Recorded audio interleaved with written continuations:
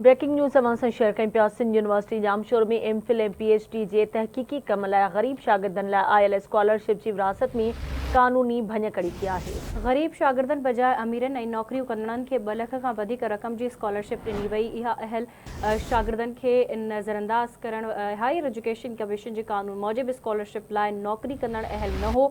Wise chancellor Sindh university जो चवणु आहे त कंहिं बि नौकरी कंदड़ खे स्कॉलरशिप नथा ॾेई सघूं, जंहिंजी बि निशानदही थी त डिग्री रोकी वेंदी। न रुगो डिग्री रोकीबी पर उन्हनि ख़िलाफ़ हायर एजुकेशन कमीशन खे बि ख़त लिखी ॾंढ सूदो रक़म वापसि वरिती वेंदी। अहम ख़बर अवां सां शेयर करे रहिया आहियूं। सिंध यूनिवर्सिटी जामशोर में एमफिल ऐं PhD जी तहक़ीक़ी कम लाइ शागिर्दनि खे आयल स्कॉलरशिप जी विरासत क़ानूनी भञकड़ी थी रही आहे। ग़रीब शागिर्दनि बजाए अमीरनि ऐं नौकरियूं कंदड़नि खे 2 लख खां वधीक जी रक़म जी स्कॉलरशिप ॾिनी वई। अहल शागिर्दनि खे नज़रअंदाज कयो वियो आहे। तफ़सील मालूम कंदासीं आवाज़ जे रिपोर्टर मुबीन मक्सी खां। जी मुबीन, कहिड़ा तफ़सील आहिनि, आगाह कजो। अॼु बिल्कुलु ही सिंध हायर एजुकेशन कमीशन पारां सिंध यूनिवर्सिटी जामशोर में एमफिल ऐं PhD कंदड़ जेके शागिर्द हूंदा आहिनि उन्हनि खे तहक़ीक़ी कम लाइ स्कॉलरशिप ॾिनी वेंदी आहे, जंहिंजी जेको आहे सो पंहिंजो जांच पड़ताल आहे उहे मुख़्तलिफ़ कमेटी जा जेके मुख़्तलिफ़ कमेटी जा मेंबर हूंदा आहिनि उहे कंदा आहिनि।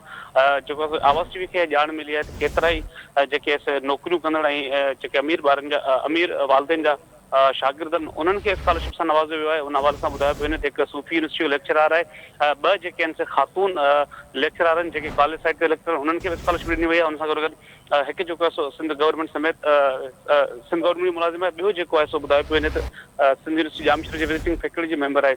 इहे ॼाणायल जेके मुलाज़िम आहिनि उन्हनि खे 2,30,000 रुपए जी जेका स्कॉलरशिप आहे उहा ॾिनी वई आहे। हिन चेकनि जी जेका विरासत आहे उहा ॿुधाई पई वञे त सुभाणे थींदी।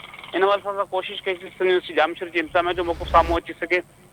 सिंध यूनिवर्सिटी जामशोर जे वाइस चांसलर डॉक्टर सिद्दीक़ करोड़े आवाज़ टीवी सां ॻाल्हाईंदे चयो आहे त अहिड़ो को बि शख़्स नाहे नौकरी में जंहिंखे स्कॉलरशिप ॾिनी वञे। जेकॾहिं ईअं थियो आहे त उनजी निशानदही ते उन्हनि जी डिग्री रोकी वेंदी। न रुगो डिग्री रोकी वेंदी पर स्कॉलरशिप वठंदड़नि ख़िलाफ़ जेको आहे सो क़ानूनी कार्रवाई कई वेंदी। साॻी रीति जेको आहे सो हायर एजुकेशन कमीशन खे बाग़ाई ॾिनी वेंदी। मथनि जेको आहे सो ॾंढ बि विधो वेंदो। जी ठीकु आहे मुबीन, अवां जी महिरबानी अपडेट करण लाइ।